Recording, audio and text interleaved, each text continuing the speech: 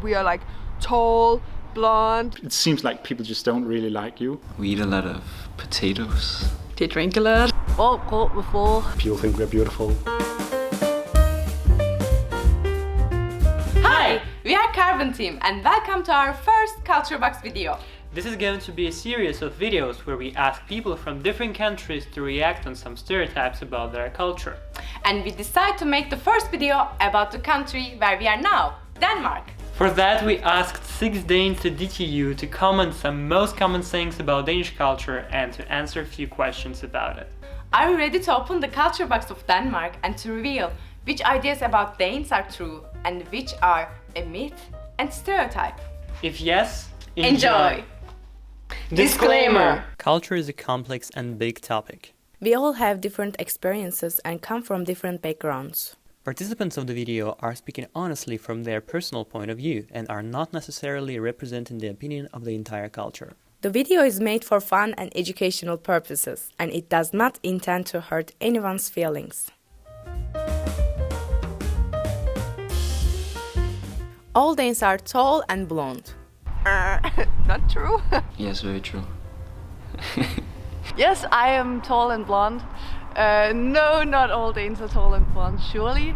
Well, I'm not blonde and I'm not that tall. I'm like 182 centimeters. That's not tall in Denmark. Danish people are reserved, hard to approach and rarely smiling. Oh, I don't think about the smiling though. But I think I think it can be true about approaching people. Hard to approach, yes, but once you do it, I've heard a lot that Danes are good, are nice, really nice to talk with once you approach them. I do feel like we are like smiley and nice, and when you actually then break that weird not contact wall, then usually Danish people are actually very nice. But I do think we are kind of reserved. Danes hate to show off. So we have this thing called jantelov in Denmark, and I'm sure other people have mentioned it as well. Janteloven. Jantelov, which is an old thing that you're not supposed to think that you are anything. You're not supposed to think that you're good or better than anybody else. People can be good at something, and of course some people are better at something than others. But it's the whole attitude of feeling superior to others that the Danes generally don't like. You're not allowed to brag about yourself too much. But I think that's becoming more and more like a part of the past. No, I don't think so. Everyone likes to show off, I think. And it's more impressive to show off in Denmark if you have money. Danes are very calm. You will never see an angry Dane. No, I mean everyone becomes angry at each other. I feel like we're calmer than most other people, but you will definitely see an angry Dane. I think Danes are angry, just don't express it too much. Danes always follow the rules. No one ever crosses the red traffic lights, not even when there's no cars. I would say I agree that Danish people follow the rules and expect others to follow the rules much more than a lot of other cultures. Yeah. Sometimes if you're really a gangster, you can cross the red light when you're on the bike or walking. Then you're like, woohoo, breaking the rules. But we are kind of a rule society. We have a lot of rules, and people are...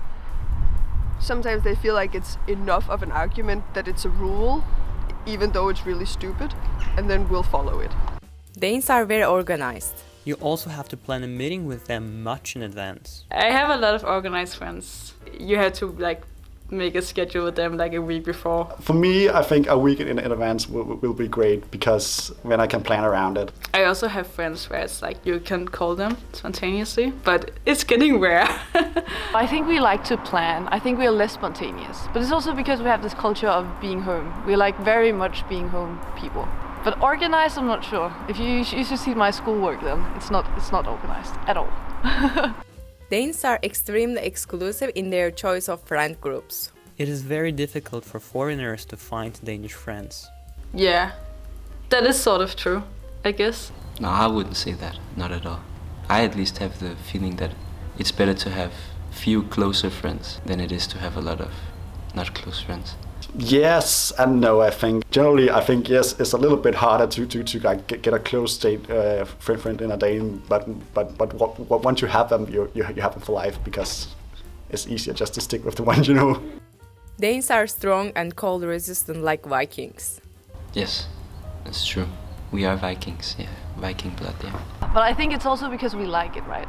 I like when people are like, oh, you're from Denmark, such a Viking country, and I'm like, yeah.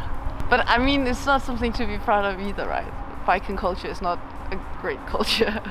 The Danish language is very hard and it sounds like drunk Swedish. What? Drunk Swedish. I like Swedish because they sing a lot. They're like, and then Danish people are much more like, gå med flow. Danish is a hard language. There's a lot of weird sounds. It's a horrible accent, I know. Yeah, I prefer speaking English sometimes. I couldn't imagine having to learn the language if I wasn't born with it. Danes are obsessed with their flag. Really? Yes and no. I'm not. I'm not really much of this nationality thing. I guess the flag kind of have different symbols depending on where you're coming from. For me, it's not like a nationality symbol. I mean, yes it is, but it's more a sign of joy. Like we have something to celebrate, we put up the Danish flag. I only see it when it's somebody's birthday. I think proud is maybe more accurate than obsessed. All Danes wear only black and dark clothes. Hey, I'm trying. At least my socks are grey. I have a white shirt, but all my upper clothes are black, I think. Yes. Yeah, sort of. I mean, I try to break it, you know. I think that's true, even though, yeah. If you look in Copenhagen, there's a lot of dark, grey, white clothes. Very dark. It's something I would actually like to change a bit. But I think it's with the weather too. Danes are health fanatics. More and more, at least in the bigger cities, you can't walk anywhere without people being like very skinny and eating the carrot.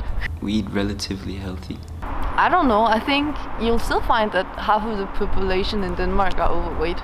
That's not health fanatics. But it also depends on where in the country you are. People care too much about being healthy, so much that we stop being healthy. Danish people love licorice.